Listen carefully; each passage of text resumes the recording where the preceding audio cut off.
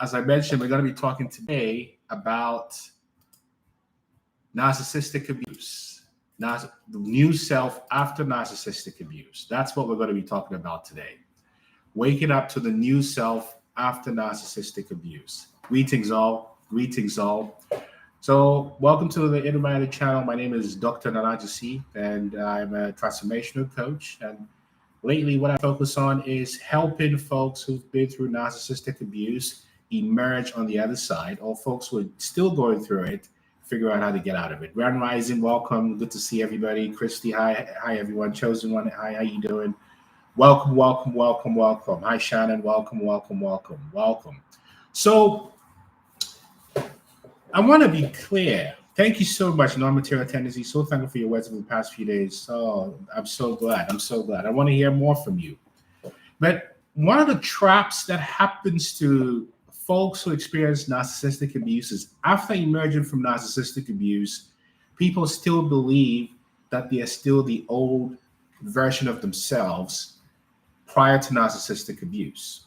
And exactly, gang stalking happens particularly when you keep on believing that you are still the person who previously went through narcissistic abuse. The point I'm making is after narcissistic abuse, and to be clear, narcissistic abuse is effectively an initiation for a specific type of empath, right? Because narcissistic abuse doesn't happen to everyone in the way it happens to an empath. Most people just accept it and go with the flow. But generally for an empath, because of the high divine intelligence, you're able to see through the abuse. But the thing that keeps a lot of people trapped is after escaping abuse, folks, myself included, still believe you are the old person that you were, Christy, right? You're no longer Christy. You're no longer Kia after coming out of narcissistic abuse. But because what I mean by that is that your identity has shifted. Your identity shifts after you come out of narcissistic abuse. You're no longer the same person that you were prior to narcissistic abuse. However, the trap is because you've practiced being this unhealed, broken version of yourself, you continue to believe that you are that version of yourself. Just like Shannon said, I'm 50 and just working it out in my head. Exactly. So what happens is once you escape narcissistic abuse, the battle is not over. In fact, the biggest battle once you escape narcissistic abuse is the mental battle between you and you.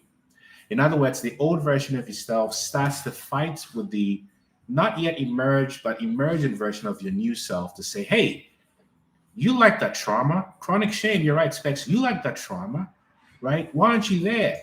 And then when you say, no, I'm no longer that person, the mental attacks, as the great teacher Muji would say, the mental attacks or mind attacks increase. And the mind attacks come because typically when you've escaped narcissistic abuse, you are in the unknown, and the unknown is fraught with difficulty because you've never been here before. And so most people start to become afraid of the unknown. They begin to visit old versions of themselves that were not sure of themselves, second guessing themselves, steeped in low self-esteem. And the shame that you felt in narcissistic abuse, the struggle that you felt in narcissistic abuse, the financial pressure you face in narcissistic abuse, all comes out. And it comes out like Agent Smiths that are trying to get you to go back to who you used to be. Because as long as you go back to the old version of yourself, you are still resonant to the narcissist. In fact, in intimate relationships, most people, after escaping narcissistic abuse, after a short while, decide to go dating. And what most people find when they go dating is they simply begin to attract narcissists. The difference is you're able to spot the narcissist a little faster. The Bedouin hypnotist, every time I remember anything I'm present from a marriage, I say I'm not that person anymore. That's exactly right. Because the reason why you start to attract more narcissists after you've left a narcissistic marriage is because your old self is still resonant in your present, although you've shifted. Because the only reason you were able to escape narcissistic abuse is you started to want better for yourself.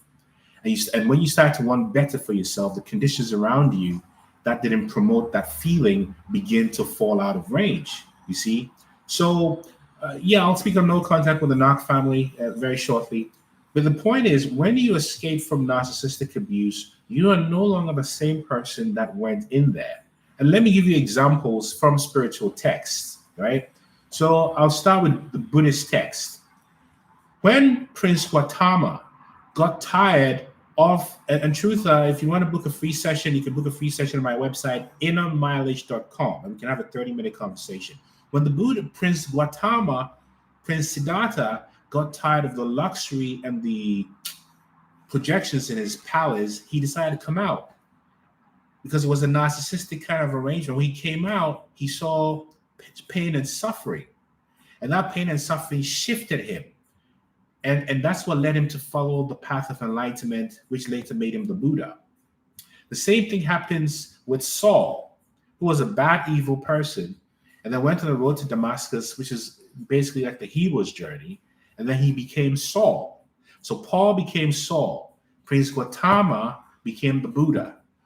You see? And there's many stories of people embracing a new identity after they've escaped narcissistic abuse. And the reason for that is because you are no longer who you used to be. It's a transformation, high praise wellness. Exactly. So this is what happens, that when you start to embrace your new self, the old self will now begin to attack you and say, hey, don't you remember your children don't like you? Don't you remember you've got those big credit card bills, the student loans? What is your problem? Don't you remember that you don't have any friends? Be scared. And so your old self in your memory starts to fight with your new self, which is not yet stabilized. And this is why a lot of people, after escaping narcissistic abuse, go back or become stagnant, because there's a fear of the unknown. And the truth is, life always happens in the unknown, because the unknown is the present. Like right now, I'm not sure what I'm going to say a minute from now, because I am right here in the present. The present is the unknown. Exactly. All day Goldie, transformation, transcendence. So when I'm present here, not thinking about what I did before this live or what I'm going to do after this live, then I am truly aligned with myself. But the challenge with being in the present is that the mind attacks on the past will come, and there'll be new challenges. And the challenges are designed to destabilize you from stabilizing in your new identity. It's designed to see if you start to question yourself. See, the final battle in the ascension is no longer between you and the narcissist. It is you versus you. It is you versus your mind. This is the final frontier in overcoming narcissistic abuse. That when you've left your old narcissist behind, right? And somebody asked a question about no contact with families. See, I'm personally in no contact with my blood relatives for a reason. It is not something I recommend for everyone, because we all have different circumstances. They may not be available to you to have no contact. And if no contact is not possible, then consider having strong, consistent boundaries and not waver on the boundaries. Because when you waver on the boundaries, that gives the narcissist ammunition. So you find that the final battle is you versus you. And what I mean by you versus you is your thoughts. Exactly, all they good is the thoughts. Oh, because challenges will happen inevitably. We can't escape it, right? But what happens is the reason why the challenges escalate is that all the hot sauce we add to the challenge. Oh, this is bad. I'm a shameful person. I'm such a failure. I'll never get out of this. And when you start to say those things to the challenges, you're reinforcing the old version of yourself. Therefore, you're inviting new challenges into your life, when the thing to do is to surrender to the present. Take inspired action. Don't just stick around and do nothing.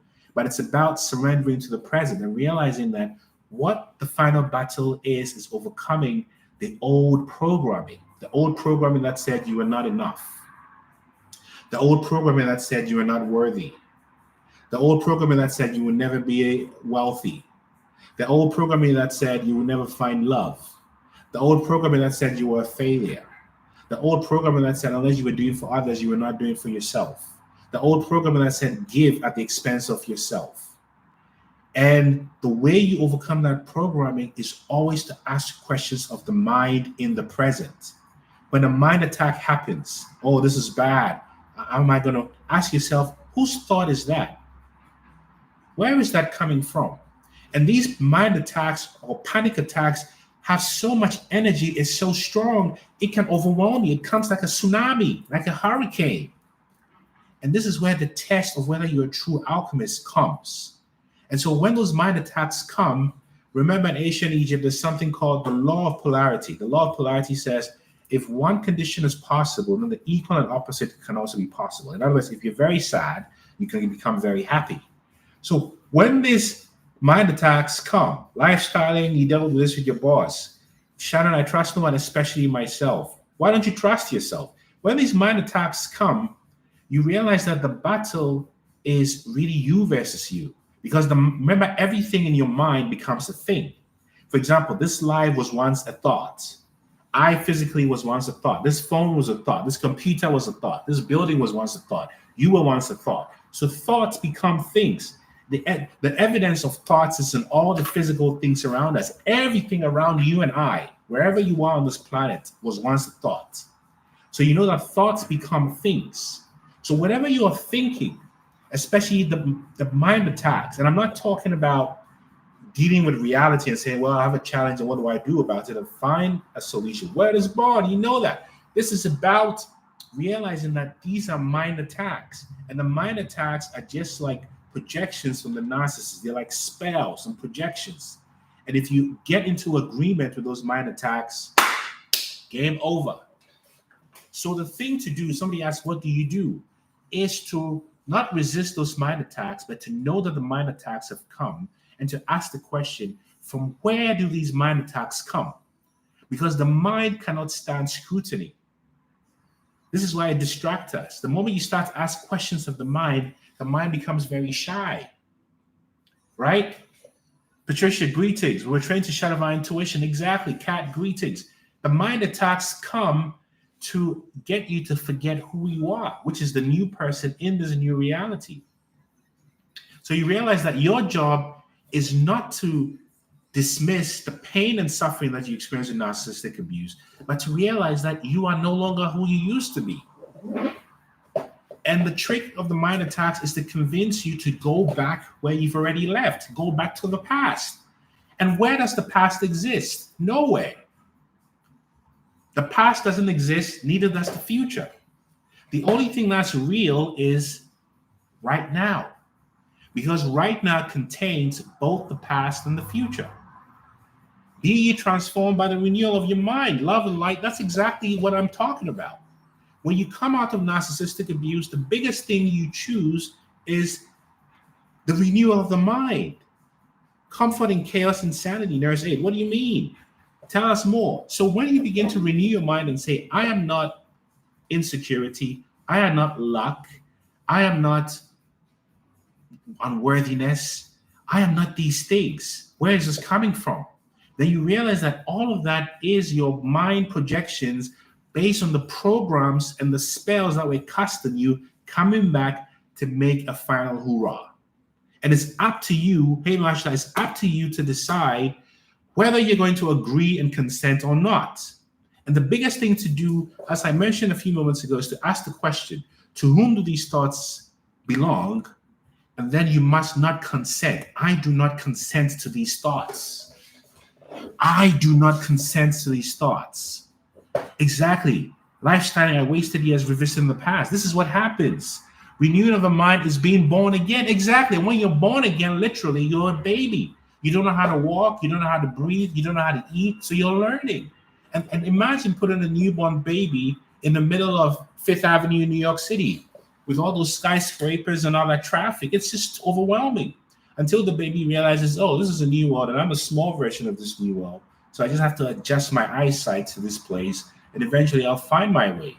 This is what rebirth is about, Pauline. Glamby Candy, I do not consent to these thoughts. Now, it doesn't mean be deluded in not facing your reality. Yes, you have to face your reality, face the things that you need to do, turn on your computer, pay your bills, go to work, start your business, all that. What I'm talking about is those persistent thoughts that become stories, that become your values and your subconscious reality in your mind. You see, this is what it's about. And there's 88. If you want to talk more, just book a free session on my website, innermarriage.com. We can talk more about what's happening to you. But this is about rebirth. It's about saying, I do not consent. So I'm curious, what are some of your struggles with your mind after coming out of narcissistic abuse? And if you want to join and call in, please do that, and I'll invite you or put some specific questions.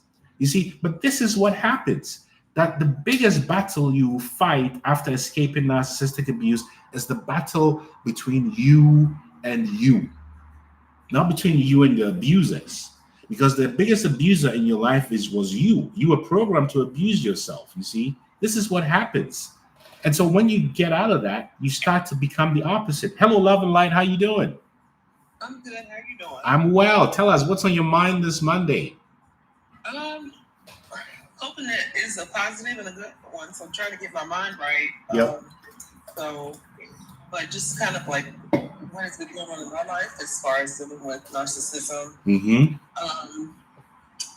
Grew up in a narcissistic family. Had a covert narc mother that was religious, and so a lot of it I couldn't see because she kind of hid behind the religion. Yeah. As I got older and I got closer to God myself, I realized, like something's not right here. That's right. And I think once she realized that, or began to, I think that's when she started her smear campaign on me. Yikes. And then she started turning people against me, family members, people thinking I'm crazy, people thinking I've done these horrible things that she has done, just because I was like healing and I was in therapy and just growing as a person and outgrowing her. Mm-hmm. And so I think I look back now, I can see that she always saw me as competition, as her daughter. And it really wasn't, her trying to help me, but her trying to like steal my light in a sense. So I'm curious, how did that competition and sense of putting you down and those spiritual narcissism affect your thought process about yourself?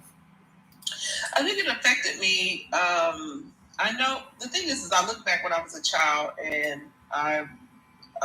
or a teenager. I was the oldest girl, so I was in charge, and then also the expectations for me were greater, and so I had this like perfectionist mindset, and so I just lived through that while my family was like up in flames. So I just felt like I had to represent my family well. I had to support them. Yes. I had to help them. I had to fix them. Mm-hmm. And so I spent like 30 years doing that.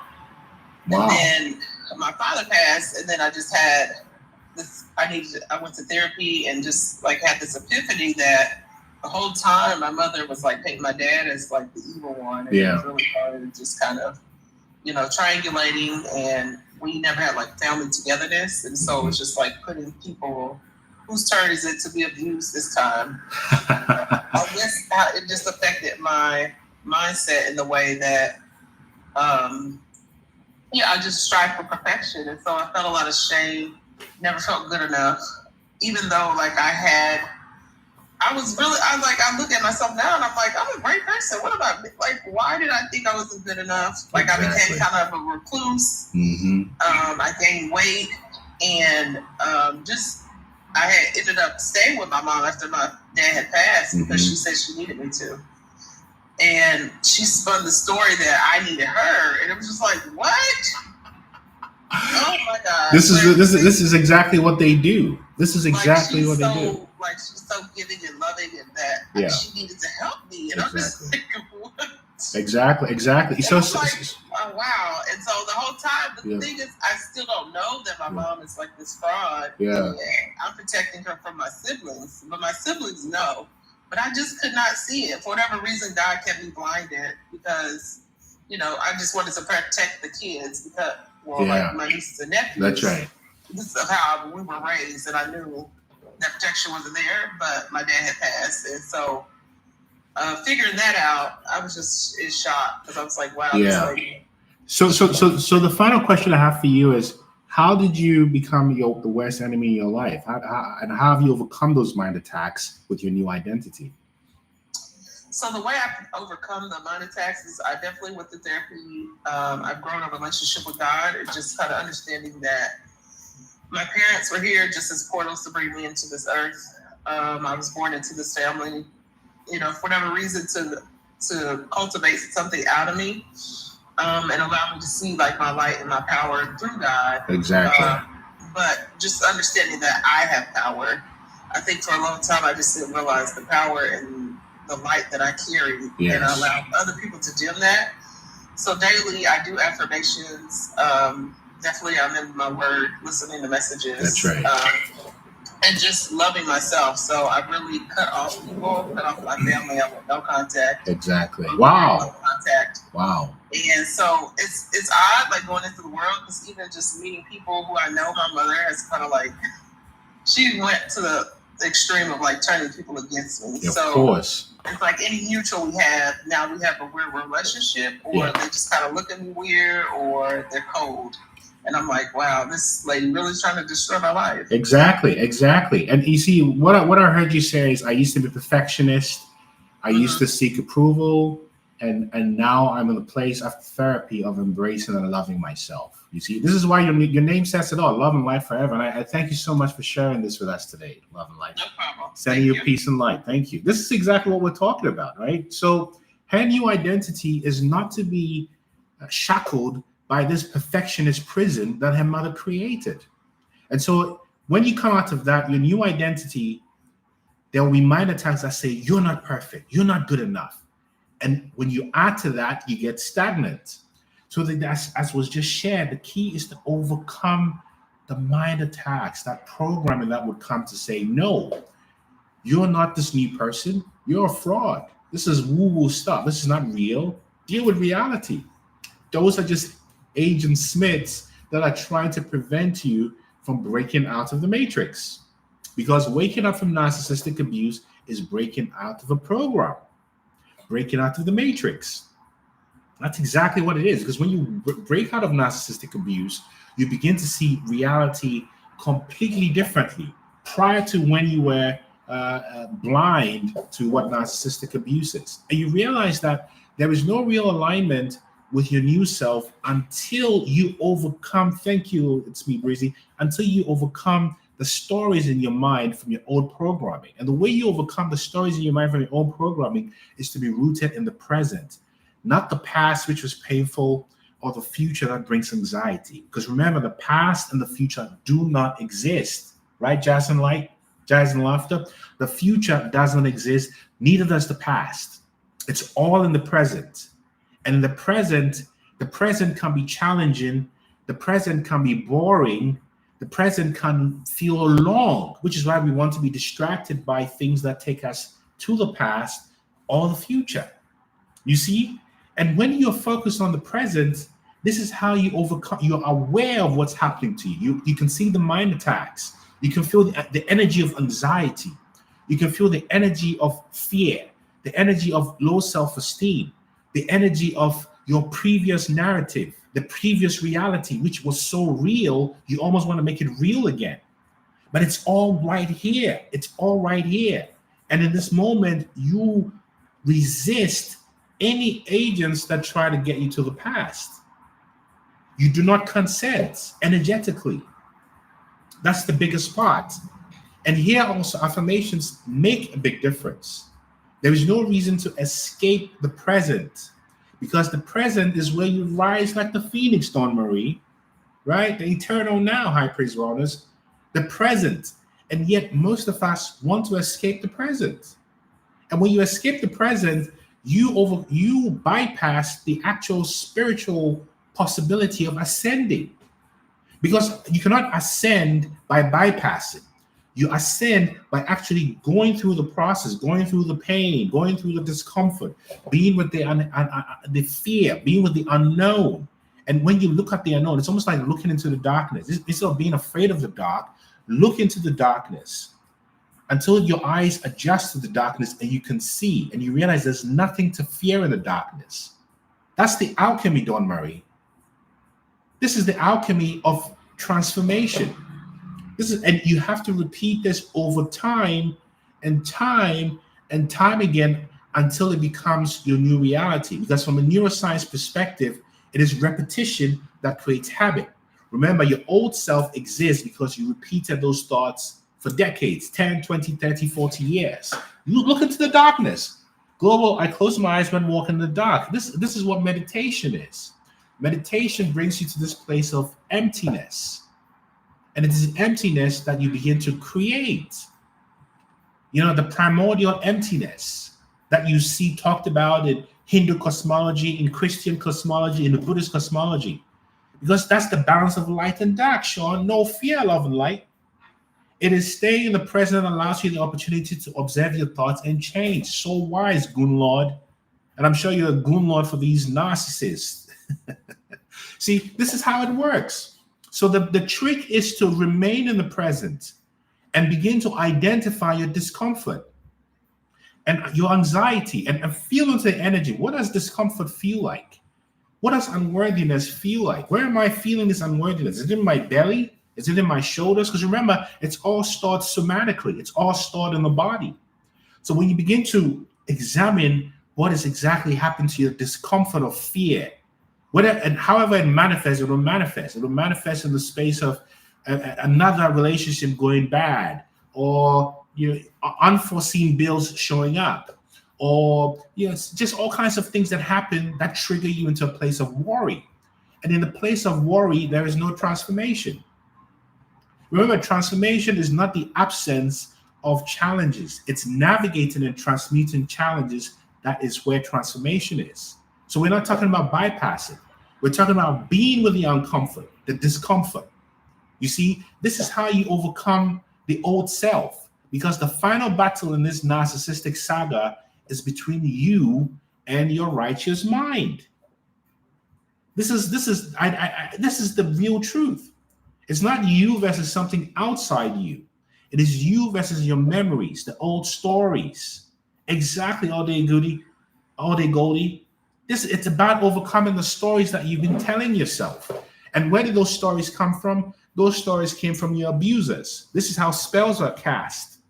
You see, if you want to manipulate anyone, I was just watching the rewatching with my oldest son, Succession. I remember most of you may have seen this show, or I think it was on Showtime, 4 seasons of it. And I don't watch much TV, but my son was here for the holidays, and we're watching this show, and I couldn't believe in almost every scene. I would say, that's narcissistic. That's a narcissist. And it was so obvious to me. You see that it's everywhere. These mind games, mind attacks, projections, gaslighting. It is not only in your micro relationships, it's also the state of the macro. So you realize that there's an assault on your mind. What do you think advertisements are? It's all mind attacks. It's all messaging. They're all spells. Go and spend, go and buy, vote for this person, do that. And the question is, what are you programming in yourself from a place of healthiness and consciousness? I know how I program myself. And some of the programs I offer to myself include, I am abundant. I am healthy. I am joyful. I am the all. Good things always happen to me. Money is attracted to me. Money stays with me. The right relationships are resonant with me. These are the things that you say. I am not my past. I am not my mind. I forgive myself. I love myself. I appreciate you, Nana. I admire you. I like you. I love you. You see, this is how you start to resist, by reaffirming for yourself the truth of who you are. I am salvation. Exactly. Verbal abuse is spell casting. You said it. You see? So you realize that the only way a narcissist can reach you is to trigger you to the past. Do you remember when we used to do that? You used to be like this. Oh, I remember you used to be like that. Look at you now. Because they cannot deal with the present. Right, Marsha? I feel like that lately. Relatives try to mess around my mind by using my family. Yes, because that's the only way they can reach you.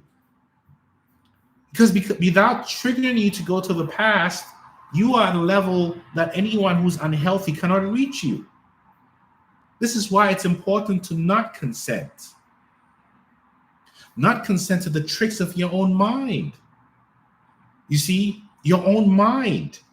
And you may say, why should I fight my mind? I'm not saying fight your mind, because the mind is undefeated when it comes to battles against it. I mean, try to tell your mind to stop thinking and see what happens. You get more anxiety. The way to defeat the mind is to observe it and ask questions of it. That's how you defeat the mind. Who said that? Where is that coming from? Why did you say that? The moment you start to do that, the mind becomes very shy and wants to hide because the mind is used to you being distracted. So it can do its thing in the subconscious and the unconscious. Is this why whenever I seem happy, my mother brings up my past? You got it, Shannon. You bingo. My family usually relatives by bingo. First love yourself. Fly. This is what it's about. You see, I was born and my dad joked about it. And when I went to school, I had everyone make comments about it into adulthood. You see, this is how you get humiliated. It's all in the mind. It's you versus you until your new name and your new self emerges.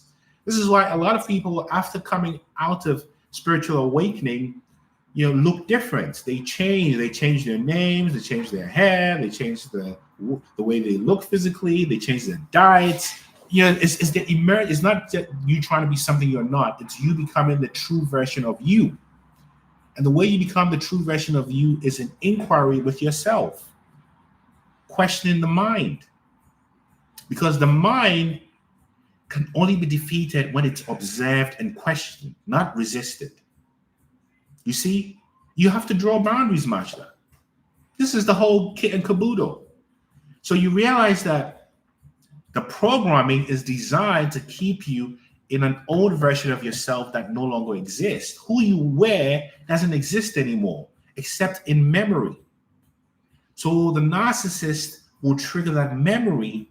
That's magic, exactly. They'll trigger that memory to bring you back to a state where they can reach you. And your job is to stay on your throne. Stay on your throne. Become immovable, flexible, flow, but you can't be shaken. And when you maintain this for a while, because remember, you were broken for a very long time. So you got used to thinking unhealthy things about yourself, even believing some of those to be manifest destiny. So if you did that and manifested negative destinies, you can do the opposite, which is to manifest a positive destiny by reprogramming your mind with affirmations and not consenting to anything that doesn't align with the past without delusion. In other words, confront and deal with the things that you need to deal with from a practical standpoint, but inquire of the mind. Who is this and who is saying that? Where is this coming from? Why are you saying, why did I think that? Where is that thought coming? Is that for me? Is that for my mother, my father, my uncle, my wife, my husband, my boyfriend, my fiance? Grand Rising, Chandra. This is what it's about. This is what it's about, because you've been programmed to go against yourself. You've been programmed to become an enemy to yourself. So reprogramming is shifting you from an enemy to yourself to become a friend to yourself. Reprogramming your mind and not consenting with the past is how you shift from being an enemy to yourself to becoming your best friend, your own best friend. And how do you treat your best friend? You're there for your best friend. You motivate your best friend. You heal your best friend. You listen to your best friend. You give love to your best friend. You give compassion to your best friend. No judgments. You may disagree with your best friend, but it's done from a place of love. Because remember, the old version of you was an enemy to yourself because you were programmed to not like who you were. You were programmed to believe there was something wrong with being an empath, that you were somehow naive and stupid. Whilst the enemy is actually the narcissist projections and the witchcraft that they spell into you, like your child, Chandra. Of course, they want you to become your worst enemy. That's the point of the projections, Majda. So when you start to become a best friend to yourself, inevitably, you are telling yourself, I no longer consent to anything that doesn't align to my vision and self-concept of myself. I don't consent. I only consent to things that nurture and heal me. I only consent to feelings and vibrations that ascend me or lift me up. I do not consent to manipulation. I do not consent to gaslighting. I don't consent to lying. I don't consent to passive aggressiveness. I don't consent to projections. I don't consent to carrying other people's burdens. I don't consent to being sympathetic. I'll be empathetic. I don't consent to fixing anything for anyone. until I fix myself. This is the shift. And there's a shift many empaths struggle with, because an empath begins to think that if they start to become best friends to themselves, that's self-indulgence. No, everyone around you is already narcissistic.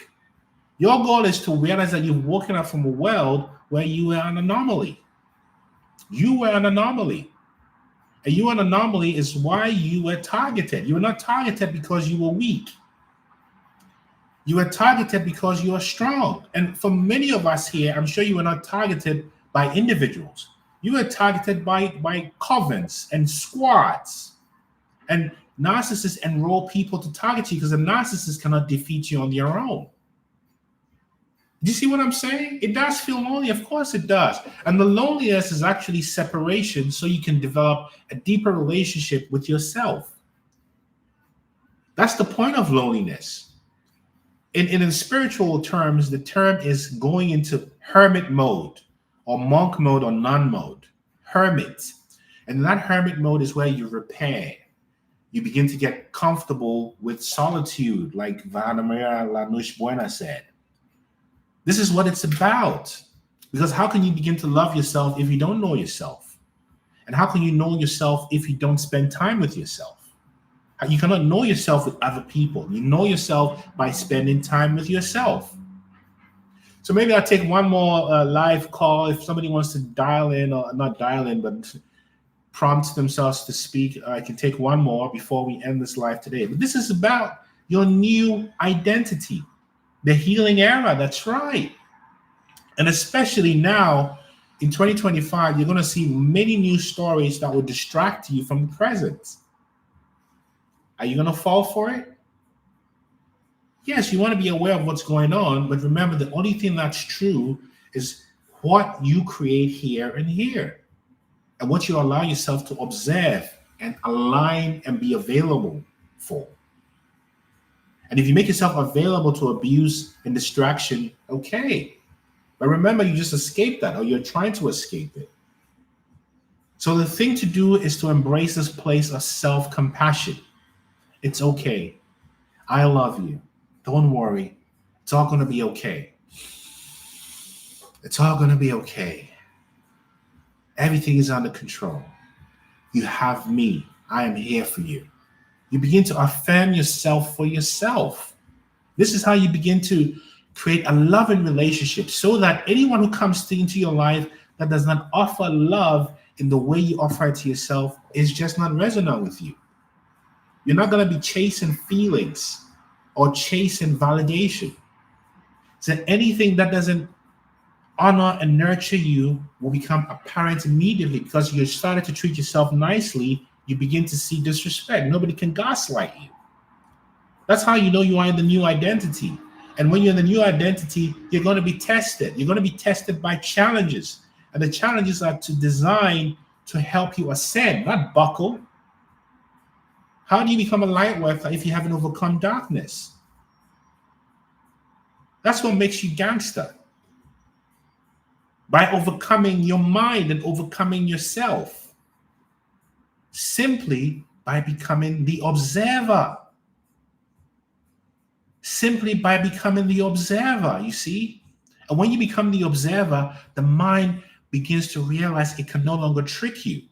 Because you are not the mind, you are the observer, the awareness, the consciousness. But many of us have made the mind the master, when the heart and the gut are the masters. Find out, just research yourself. Who were you before the world told you to change? And you're talking about something, Chandra, that is at the very beginning. Where did you come from? Where did you exist before you were birthed? Who were you before then? That's why overcoming narcissistic abuse is a process of remembering. Putting your members back together, remembering. And it takes a while to remember, because you were programmed to believe you were a human being. So reprogramming yourself is reprogramming yourself to realize you are a spiritual being having a human experience. Not a human being having a spiritual experience. You are a spirit being having a temporary human experience. Spiritual rebirth. This is non-duality, Chandra. So when you're resonant and you keep listening to the stories, Mashda, then you're still going to be abused. You see? So you have to decide, what do you consent to or not? Who has the audacity to lie and gaslight you? Because when you start to have self-respect, you cannot be disrespected by anybody. And people will feed in your energy that this is a new being, you see? And it happens organically as you take steps towards looking within high praise wellness. There's an alchemy that happens. You don't have to do it all. Because when you embrace it and you prove to yourself that you are not your thoughts, you're not going to be defined by seeming challenges, which are just tests, that you will pass each test that comes your way. You see? Hey, Wendy, each test that comes your way, you're going to pass the test. So that's the purpose of challenges coming to yourself, the audacity to go up against the Most High God. Oh, Lord Chandra. And this is why we empaths become the only ones who are able to unmask narcissists. Because don't forget, before the narcissist encountered you, whether it was your mother, father, brother, sister, wife, husband, they were undefeated before they met you. The narcissists or the various narcissists in your life were undefeated before they met you. Do you see how powerful you are? I'll say it again. The narcissists were undefeated before they met you. So what is it about you that defeated the narcissist? Because they thought you were just nice and timid. It is the strength of the compassion within you. That energy within you that triggers people's demons. This is how you overcame the narcissist. And now you have to embrace that identity that you didn't know, because everybody knew who you were, and you were the last to know, Chandra. You were the last to know, Amy Littleton. You were the last to know. The light, oh, Mashda. Oh, I'm so happy to hear the lioness within me. Mashda, that's the spirit. You were the last to know. You were the true Lion of Judah. Selassie. You were the last to know. So everything that comes is just a test. It's just a test that's designed to take you to the previous version of yourself. And if you overcome that test, what have you done? You just graduated. And if you keep overcoming the test, you keep overcoming this test, Chandra, over and over again. This is how you know I am truly a gangster. I'm powerful. It took a while, but exactly all day. This is how you know. This is how you know, family. So on this Monday, January 6th, you see what I did? I went to the past. You see this mind, this January 6th, regardless of what's happening to you, know that you and what's in you is bigger than what's outside you. And when you keep affirming that for yourself, that's how you become a true Hyoka empath, a true dark empath. And I'm just using these terms to describe a human being realizing that they are a spiritual being. Simple as that. Do you see what I'm saying? That's who we are. And we can't embrace this fully until we embrace a place of self-compassion. Self-compassion is the way to reprogram yourself from the old identity to the new identity.